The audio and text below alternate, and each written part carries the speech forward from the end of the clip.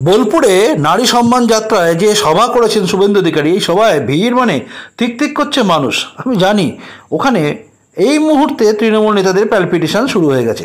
মমতা ব্যানার্জিও চিন্তায় পড়ে গেছেন যে এত লোক, এত মানুষের ঢল। আসলে শুভেন্দু অধিকারী যেখানেই যাচ্ছেন সেখানে মানুষের ঢল কিন্তু নেমে পড়ছে রাস্তায়।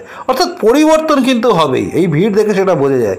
এবং এই ভিড় থেকে এবার শুরু করলেন সেই কথাটা বলা, অর্থাৎ তৃণমূল কংগ্রেসকে একদম উৎখাত করে ফেলার ডাক এই সভা থেকে এবার দিয়েছেন। এবার এটা আপনারা শুনুন কি বলেছেন তিনি।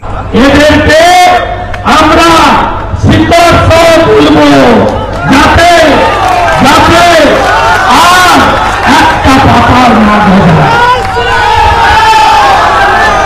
হ্যাঁ, এটাই আওয়াজ দেন তিনি, যে শিকড় সমেত উপড়ে ফেলে দেওয়া হবে তৃণমূলকে, যাতে একটা পাতাও না গজাতে পারে। আর এর দায়িত্ব নিতে হবে আপনাদের সবাইকে। নারী সুরক্ষা বা নারী সম্মান যাত্রা, নারীর সম্মান বা নারীর সুরক্ষা দুটোই এই রাজ্যে ভুলণ্ঠিত হয়ে গেছে। একদম সন্দেশখালীর ঘটনা ভাবুন, কিভাবে নারী সুরক্ষা বিঘ্নিত হয়েছে।